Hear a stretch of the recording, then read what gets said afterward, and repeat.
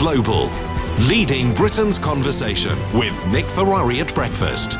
Ring Rees-Mogg. Put your calls to Jacob Rees-Mogg now. 0345 6060 973. This is LBC. Morning to you, 3 minutes after 9 on Monday, March the 18th. And if some of this morning's headlines makes you feel like you're in Groundhog Day, you might well be right. May begins make or break bid to get DUP to back deal is one. May woos Brexiteers but still faces defeat is another. As we enter a crucial and make or break, whatever it might be, week. I'll take your views and indeed your questions to Conservative MP and, of course, Chair of the all-important ERG, Jacob Rees-Mogg, and, I should say, my LBC colleague as well, who's in the studio with me. Good to see you, Mr. Rees-Mogg. Good morning. Thank you for having me, Mr. Ferrari. Well, it's good to have you, sir. Which way are you inclined to vote at the moment? I'm waiting to see what the DUP will do. The deal is still a very bad deal. It doesn't deliver on the promises of the Conservative Party manifesto, and it doesn't deliver on the referendum result in full. The question people like me will ultimately have to answer is, can we get to no deal instead? If we can get to no deal instead, that is a better option. It means that we will have left and that we will have restored our nation's independence. But I'm concerned that the Prime Minister, in spite of her previous commitments, is determined to stop no deal, that she has come to the conclusion that it's either her deal or some form of remaining. I think a 2-year extension is basically remaining in the European Union. So those are the considerations people have to think through. But if we can get to no deal, that would be the best option. And how do you see that? How would that course be charted? Well, no deal is the law. So the Prime Minister, to do anything other than that, would need to get the agreement of the European Union for an extension and then for Parliament to accept that extension. Now, there are two versions that the Prime Minister could come back with. One would be a long extension, which is basically not leaving, and the other would be a short extension if she'd got her deal through. So that then requires a statutory instrument to be passed, which, if you look at the numbers in the House of Commons last week, would be relatively straightforward. So no deal is better than a bad deal? No deal is better than a bad deal, but a bad deal is better than remaining in the European Union, in the hierarchy of deals. Isn't that what some say is almost Mrs May's tactic now, which is, this is your Brexit, Mr Rees-Mogg, or you're never going to get it? Well, that's right. That the tactic seems to be to threaten people on either side. So say to people like me, well, if you don't vote for my bad deal, you'll never leave. And to people who are Remainers, if you don't vote for my bad deal, we'll leave without any deal. I think that last bit has gone. I think the Prime Minister is no longer saying that because she personally is determined not to leave without a deal, and the Chancellor has said the same. How they managed to stand on a manifesto that said no deal is better than a bad deal, I do not know. That the Humpty Dumpty approach to the English language, words meaning what they choose them to mean, is something that is of grave concern, because what you saw last week in the House of Commons was an extraordinary divergence, disconnection between our elected representatives and the British people. The British people voted to leave, and by 2/3 to 1/3, the House of Commons voted to obstruct leaving. And that's something that we should be concerned about, because that is not good for the body politic. Although they would argue it's democracy. Well, the democracy surely was the referendum and what people said in their manifestos. I don't think it's particularly democratic to break your manifesto pledges. And both the Labour Party and the Conservative Party said that they would respect the referendum result. And now they've said that they want a postponement. And lastly, before we go to the calls, why is the DUP so key, would you say? Why might that carry your vote? Well, ultimately, the United Kingdom is more important to me than the European Union. And so if the DUP felt that the United Kingdom were being divided up in the deal, then that would mean it was impossible to vote for the deal under any circumstances. The one thing that would have changed my mind in 2016 was had I believed the scare stories that Scotland would leave the United Kingdom if we voted to leave. I didn't think it was true, and therefore I was happy to vote to leave. But the United Kingdom is my country, and I don't want to see my country chopped up. So the DUP's position is very significant. Let's go to some calls. Mark is in Palmer's Green. Mark, you're on the radio. Good morning. Top of the morning to you and bottom morning, gentlemen. Good morning. Good morning, Mark. Your question of Jacob Rees-Mogg. Yeah, Mr. Jacob Rees-Mogg, I'm a Brexiteer through and through. If you said to me, Mark, you have two options. You have to choose option one, Mrs May's treaty, which I now call Remain minus, like the Canada plus. So Remain minus, or Remain as we are. I would choose Remain as we are. That's how bad it is. If it comes back, Mr Jacob Rees-Mogg, how are you going to vote? How I'm going to vote, I haven't yet decided, because it's not quite clear what the choices are going to be. My choice remains leaving without a deal, and if we can get to that, I will vote against Mrs May's deal again, and I will support the DUP. I do, however, disagree with you on the choice that you're proposing. Mrs May's deal, however bad it is, means that we are legally outside the European Union, and that therefore if anyone wanted to take us back in, we would have to go through the legal mechanism of rejoining. And that her deal, again, however bad it is, would mean that we were then in an entirely different relationship with the European Union, which was a political one rather than a legal one, and that there is a body of international law, but there's no court that can enforce its judgments. It's a matter of discussion, negotiation, and of interests. It's not like UK domestic law that can go before a court and then be enforced. It's a different, more political, diplomatic concept than a straight legal concept, and being out, therefore, gives you much, much greater flexibility. And being legally out means that you could then make it considerably better. You're simply not getting all that you want at once. So if the choice were the flat choice you're offering, then I think Mrs May's deal, because it's legally out, is better. And if we remain, we will never leave, because if you look at what has happened, we had this extraordinary vote to leave against expectations, and then a general election when both parties backed leaving, and still the people who lost are doing everything they can to stop us leaving and overturn that democratic mandate. We have got as close to leaving as we will ever get under these circumstances. If it's thwarted now, no one's ever going to allow us another chance to have a vote. The whole weight of British establishment opinion will prevent that ever happening again. Doesn't that indicate you're minded to vote for this deal then, Mr Rees-Mogg, if I take your last few words there? I haven't made up my mind. I genuinely haven't made up my mind. But as I said, there is a hierarchy. That no deal is better than Mrs May's deal, but Mrs May's deal is better than remaining in the European Union. You're talking about being thwarted. It is this idea that it's effectively now or never, potentially.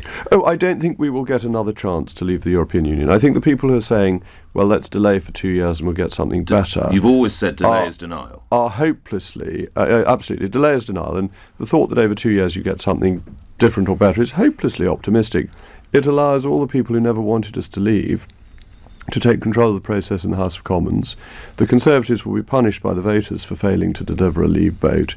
Makes it more likely you get another government in, and that other government could revoke Article 50, as we know from the European Court's judgment. Mark, quick response to you before I move on.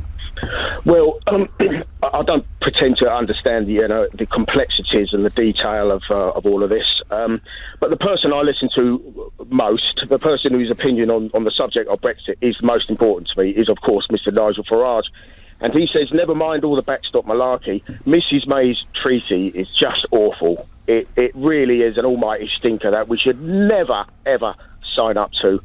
I think we should just carry on fighting, and if Mr Orban and Mr Salvini are listening at the moment, I doubt it, please set us free and veto an extension of Article 50. Okay, they won't.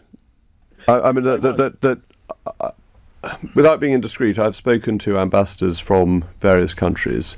There is no hope of us getting a veto to stop an extension. We may get an extension with very unattractive terms, but they're not going to spend their political capital in the European Union to the benefit of a country that is planning to leave, because they've got their rows with the EU. They need their political capital for their own battles. They're not going to just volunteer to waste it on helping the UK, making them enormously unpopular with the other remaining member states. That is, I'm sorry to say, I wish that were true, but it's wishful thinking. Mark, thank you. Before I go to the next call, you talk about, you've laid out very candidly where you feel about the possible vote. How many of the ERG do you think you take with you in that stance? But I haven't said that I'm moving. No, because what it would take. Well, no, I don't think there would be much change if the DUP don't change.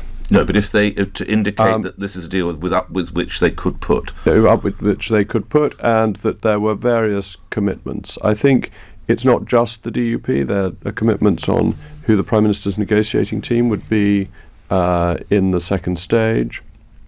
There would be questions as to what the Wave bill would say.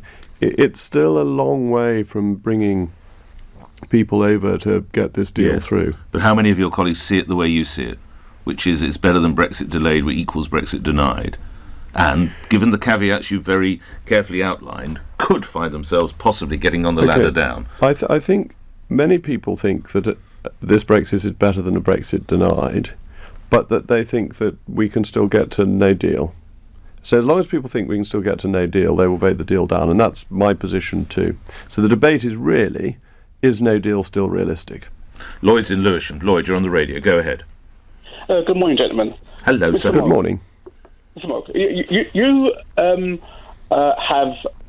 have voted against the second referendum, even though you mentioned that you were minded to have one in the past. You have voted for Brexit and voted against the PM's Brexit. So my question is it hypocritical of you to do that? And why is it that you now avail yourself of multiple votes and possible future votes on Mason or not, but yet I, as an ordinary citizen of this country, am not allowed to have a second vote, whether I've changed my mind or not? Well, first of all, you're not an ordinary citizen, because there's no such thing as an ordinary citizen. Every British citizen is an exceptional person, and you prove that by coming on LBC, as many other people do. I think it's very condescending to look on people as being ordinary. It's a sort of unpleasant politician's habit. So, having explained... You and your colleagues have a bit more clout at the moment than perhaps we do. I never have more clout than my constituents. They are my employers, and I have a duty to my employers.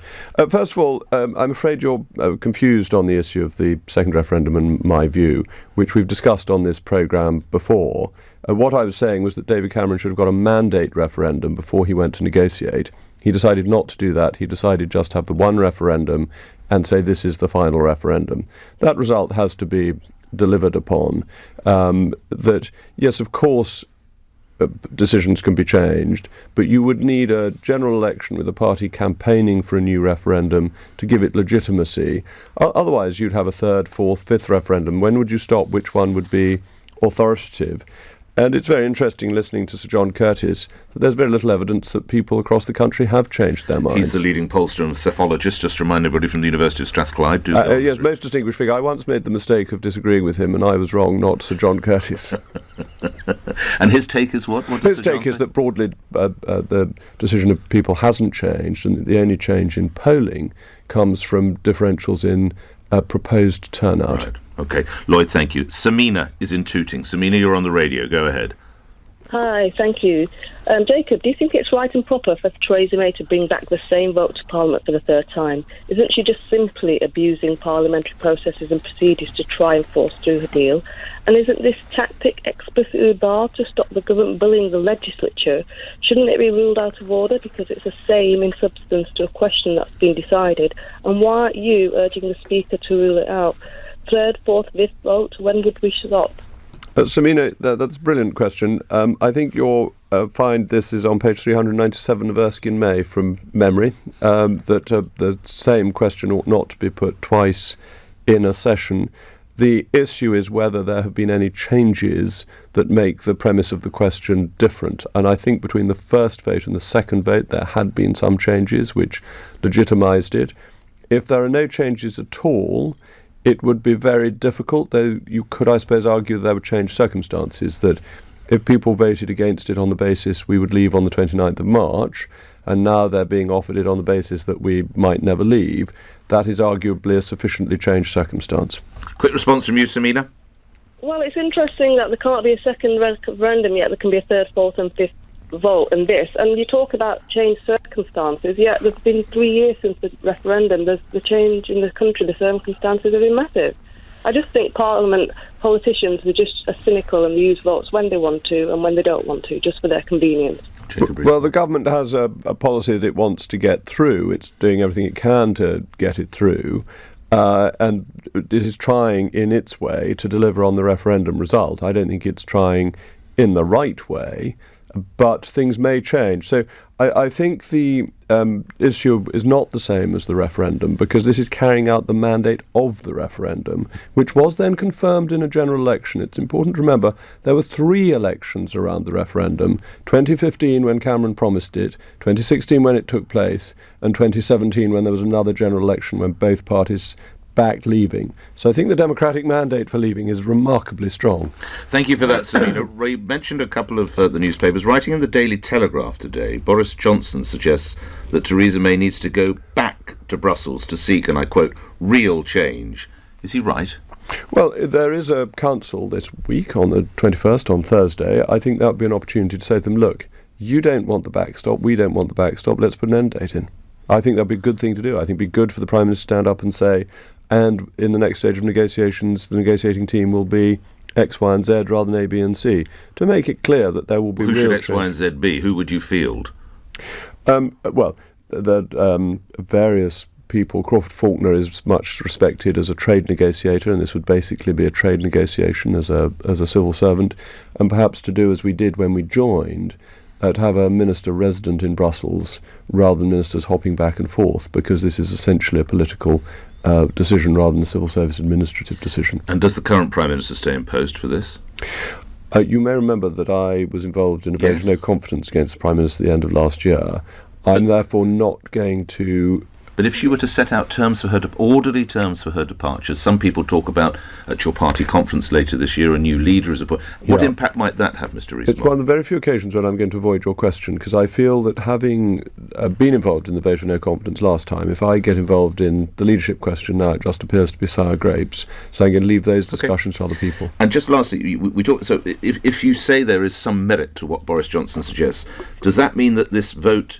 MV3 shouldn't take place at all now then? There's an argument just to sideline it? Well, there's talk of it taking place after the council rather than before, and that may be sensible because we will then know where we are, and it gives the government time. The other thing I think is really important, would be influential in my vote, is if the WABE bill, the implementing bill, is passed, so that we know how this would stand in UK law and what our options would be afterwards. Because this is a rotten deal. If this deal goes through, we will need to change it. But therefore, we will need to keep our options open in the WABE bill to be able to do that legally under UK law. And lastly, isn't it fair to say, though, that Brexit is a process, not an event? That's such an interesting thing you say, because I think I mistakenly thought it was an event, and you are right, as so often, it is a process.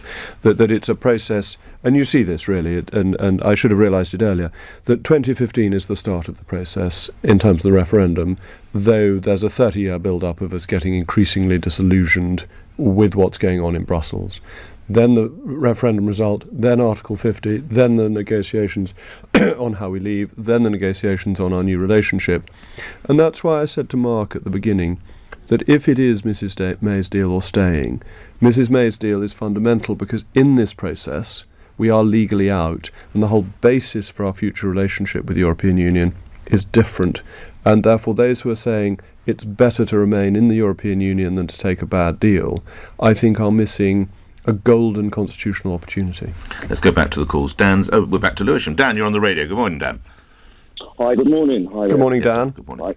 Hi, good morning. My topic is just based on the no-deal Brexit. Mr.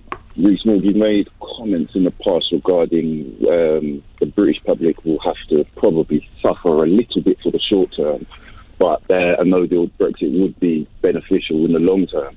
And my question to you is, when we've had so many business owners, CEOs, tell us that a no-deal Brexit is going to be completely disastrous for our country, do you still stand by the fact that that will be the case?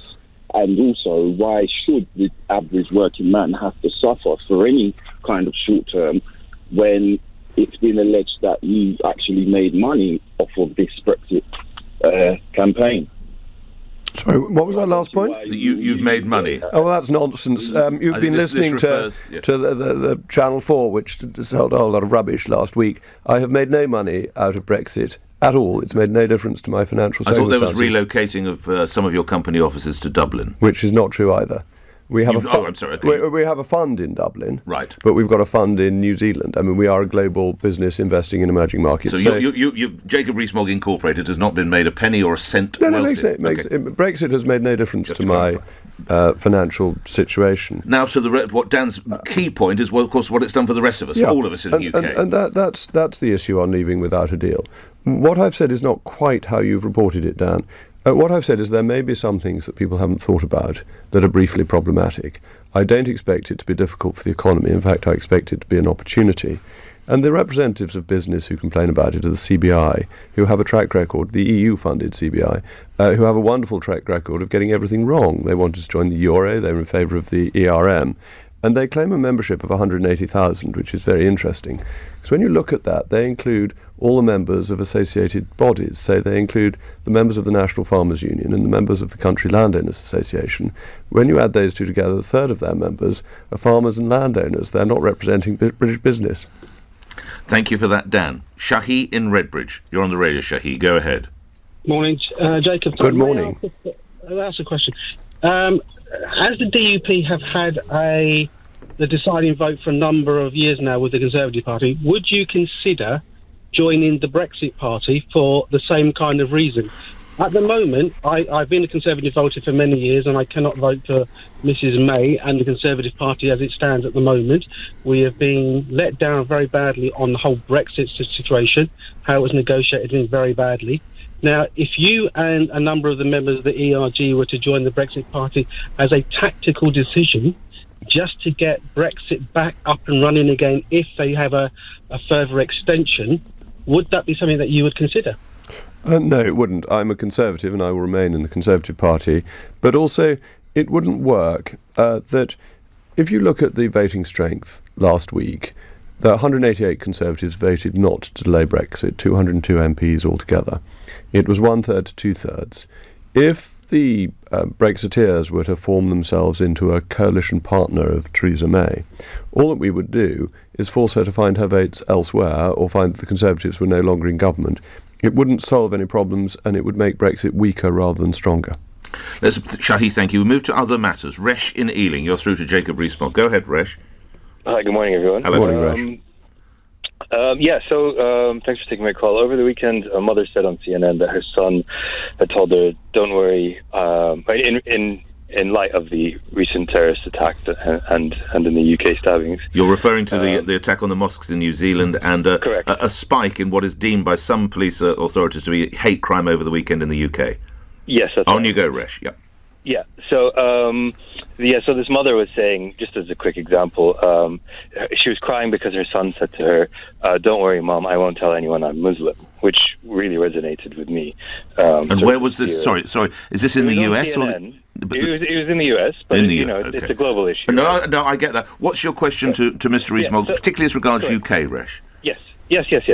Tailing on from that sort of fear of being Muslim, Sure. I wondered, with the recent Islamophobic attacks in mind, and your tweet, which you had tweeted stating Islamophobes have no place in the Tory party, where 14 party members were expelled, would you be able to show leadership on the issue by answering the Muslim Council of Britain's repeated calls, supported by Baroness Saeed Awarsi and over 350 mosques across the UK, for an independent inquiry into the numerous other examples of conservative Islamophobia?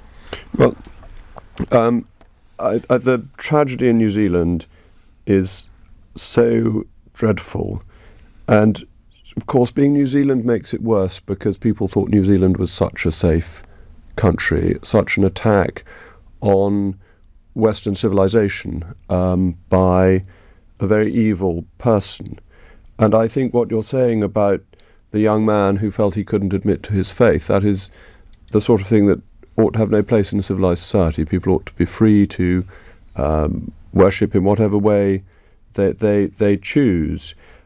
I think in terms of the Conservative Party has acted strongly when Islamophobia has appeared, when people have said things about Muslims that are wrong. They have been removed from the party. So I don't think there's the sufficient evidence. I don't think just because terrible things are going on the Conservative Party should automatically say, well, we must have an inquiry. I think we've been good at rooting out these things when they happen, and that is absolutely right and proper, and that people in this country of whatever faith ought to feel safe, and that we ought to have genuine religious tolerance, which I think is under threat.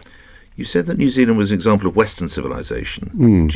You know where it is? Oh, I know where it is. Yes. But if you think that most of the population... It's the principles of it. And it's the principles of it, and that But many would argue the reason it was chosen is because of that. Because it was so safe, and yes. it's almost like an ideal... Yes. But I do know it's Antipodean. Yes, I'm not that stupid. But that was why, because it is such a glaring beacon, if you will, of tolerance, that's made it possibly an easy hit for this Australian man. He still has to, of course, go through the process, but that's what it seems to be.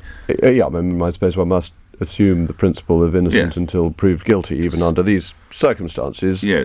But assuming it is the Australian who has been arrested, yes. Resh, thank you. On to stay with us, Stephen in Dartford. Stephen, you're through to Jacob Rees-Mogg. Go ahead. Good morning, gentlemen. Good morning, Stephen. Yes. Good morning. The first time I'm calling you, Nick, I phoned for the first time LBC. I phoned on Friday to speak to James O'Brien in light of what happened in Christchurch. Okay. Well, if I can move you to your question to Jacob Rees-Mogg, because James will be with us in 31 minutes' time. So go ahead. Thank you, Mr. Rees-Mogg. With the whole of the whole Brexit campaign is so far at the forefront of the whole of the UK. Are we really missing the ball as to what's happening globally with regards to the way we are dealing with the threat of Muslims? Are we really missing are we dropping the ball so massively? What do you mean dropping the ball in a sentence, Stephen? What do you mean? I reflected back to Friday. I mean, there was a notion that what the atrocity that happened on Friday is no different in any other respect to any other terrorist atrocity in the world. But it was the far right sort of tourists, I'll call them, who have the means of a smartphone and a keyboard, where they can dip their toe into the world of extremist views, and then sort of, without any consequence, remove themselves from it and go back to the normal day-to-day. This is the impact of social media and whether social media is doing enough. Jacob Rees-Mogg. Stephen, I think you make a very valid point. I think that social media must bear some responsibility for what appears on its sites. It's always struck me that they have these amazing abilities to target an advert that highlights your latest interest and passing thought, but they are unable, so they say, to stop vile information, whether it's paedophile information, extremist, terrorist information, appearing on their systems. I'm afraid I don't believe them. I think this is part of their way of getting customers, and that they should be held to account and that laws should hold them to account. They are essentially publishers. If a correspondent comes on, a caller comes on LBC and says things that are in breach of the law, LBC has some responsibility. Even if the caller comes on and gets through by accident and has told lies and all sorts of things, LBC still has some responsibility. If people put violent information or pornographic information on Facebook, Facebook can wipe its hands. Talking of responsibility, just while I've got you for the last minute or so, there was a drop on Friday of the takings of Comic Relief, which currently is somewhere around £8 million below where it was last time out. Some people are attributing that to David Lammy and his rather intemperate remarks about colonialism, poverty, porn and other matters. Is David Lammy partly to blame? Jacob Rees-Mogg? No. I don't think he is. I think David Lammy is an important political figure, but I don't think that people giving to Comic Relief would have taken that much notice of what he said. Even though you're supporting the trope of the white saviour? No, I don't think it made any difference to most people. I think most people wouldn't have heard of it. I just don't think it's at all likely. I think Comic Relief has peaked in the course of nature, that it was something that was very exciting and new and novel, and now it's a little bit old hat, and I think... Not that you'd know anything about old hat. Well, I quite like old hats, but I'm not a great hat wearer, as it happens. So no, I don't think it's David Lammy. I think that Comic Relief has, in the course of nature, peaked, and they need to make it slightly more interesting and comic and find new things to do, and just plonking on a red nose is no longer very funny. Lastly, sitting in that very chair last week, Boris Johnson was asked about the wisdom of spending police funds in certain ways, and he used the expression spaffing money up the wall. I didn't know what spaffing meant. Jacob Rees-Mogg, do you know what it means, and would you use such a word? It's not a word that's in my vocabulary, so I can't help you, I'm afraid. You don't know it either? No, I don't know it. No, I won't tell you, but I will tell you after the news, because Right. it's truly shocking, and it was chosen by Boris Johnson, and I wondered whether you knew. No, it's not a word I know. Lastly, what happens March 29? With a bit of luck, we leave without any deal, and the country prospers from then on. It would be a marvellous liberation. The Prime Minister doesn't want that, but I think the British people do. It would be fantastic if that's where we could get. But that is a hope rather than a prediction. Conservative Jacob Rees-Mogg chairs the ERG, appearing on LBC when news is next. Jacob Rees-Mogg has signalled on LBC he'd be prepared to back Theresa May's Brexit deal, saying it would be better than remaining in the EU. But the Tory Brexiteer and ERG chairman says he's waiting to see what the DUP